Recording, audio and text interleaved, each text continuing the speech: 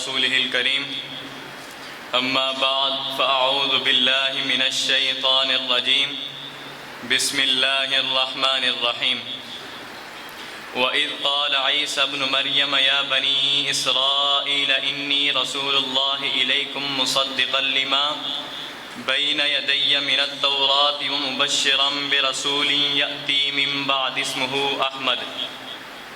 صدق الله العظيم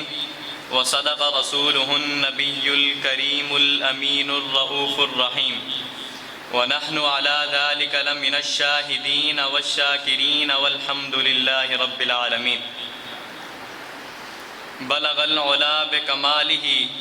كشف الدجى بجماله حسنت جميع خصاله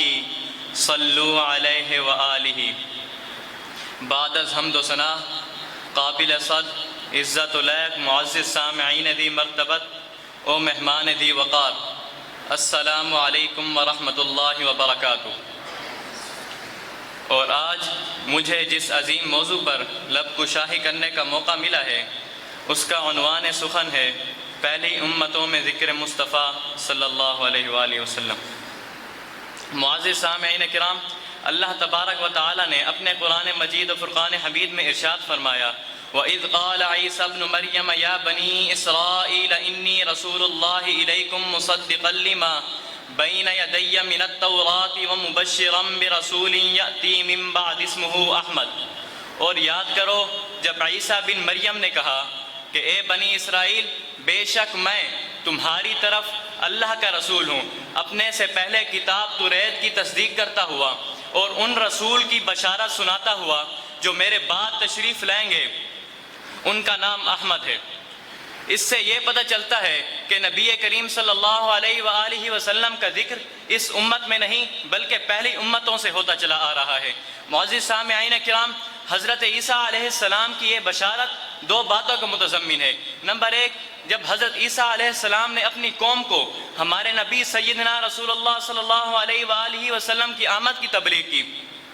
تاکہ جب آپ تشریف لے آئیں تو یہ حضرت عیسیٰ علیہ السلام کا معجزہ قرار پائیں۔ نمبر دو، یہ بھی ہو سکتا ہے کہ یہ خبر صرف حضرت عیسیٰ علیہ السلام نے اپنی قوم کو پہنچائی ہو اور ان کی امت کو اس تبلیغ کا حکم نہ دیا گیا ہو۔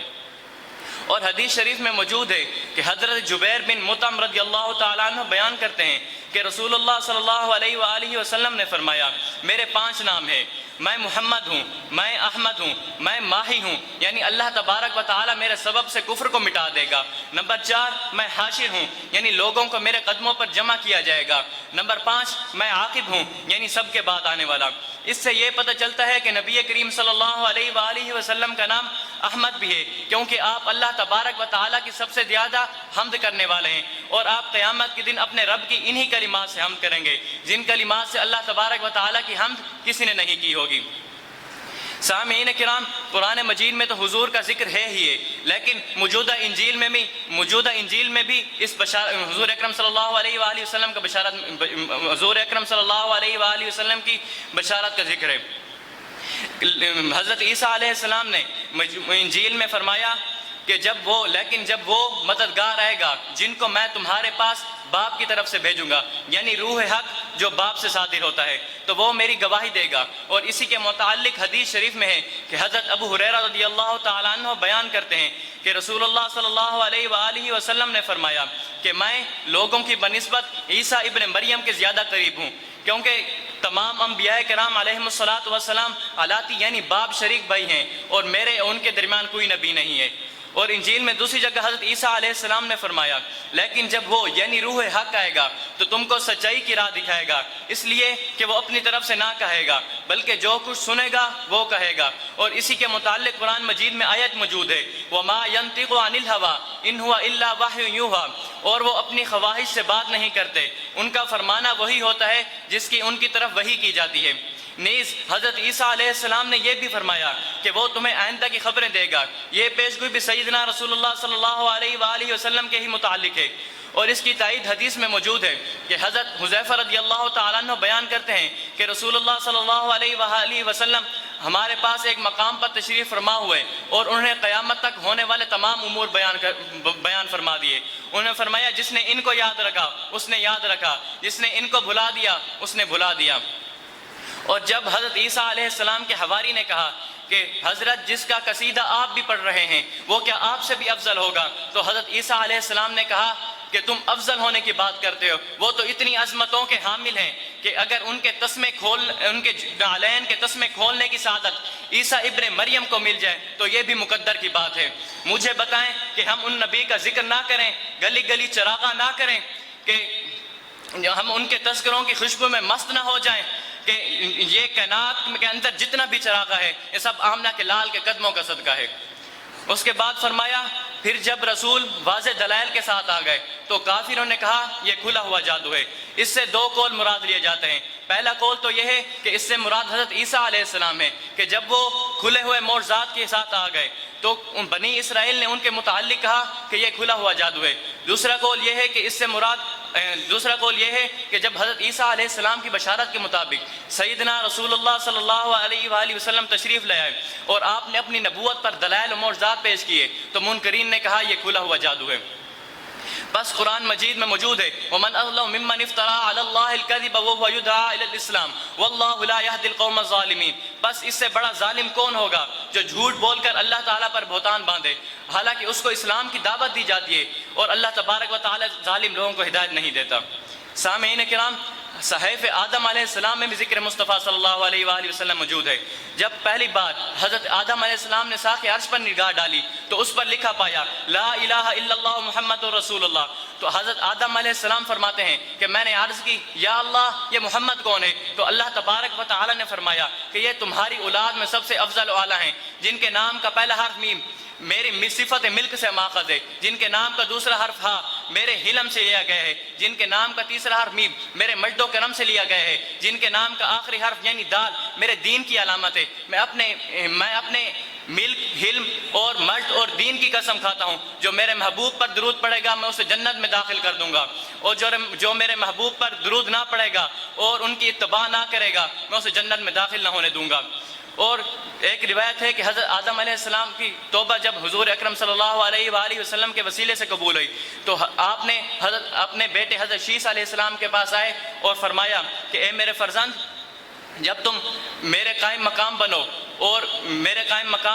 اور اس منصب و خلافت کو اعمار و تقویٰ اور عروۃ الصقویٰ کے ساتھ لو کہ جب تم اللہ تبارک و تعالیٰ کا ذکر کرو تو اس کے ساتھ ہی ساتھ نام نامی محمد صلی اللہ علیہ وآلہ وسلم کا بھی ذکر کرو، کیونکہ میں نے عرش الہی کے ستونوں پر اس وقت اس نام کو دیکھا کہ جب میں روح اور مٹی کے درمیانی مرحلے میں تھا، اور جب مجھے آسمانوں پر پھرایا گیا تو میں نے ہر جگہ اللہ تبارک و تعالیٰ کے نام کے ساتھ ساتھ اس نام کو بھی لکھا ہوا دیکھا، اور جب میں جنت میں ٹھہرایا گیا تو جنت کے ہر محل، ہر درخت اور حور العین کی پیشانیوں پر بھی یہی نام لکھا ہوا دیکھا، حتیٰ کہ فرشتوں کی آنکھوں کے درمیان بھی یہی نام لکھا ہوا دیکھا۔ اس لیے تم اس نام کا کثرت سے ذکر کیا کرو کیونکہ فرشتے ہر آن اس نام کا ذکر کرتے رہتے ہیں۔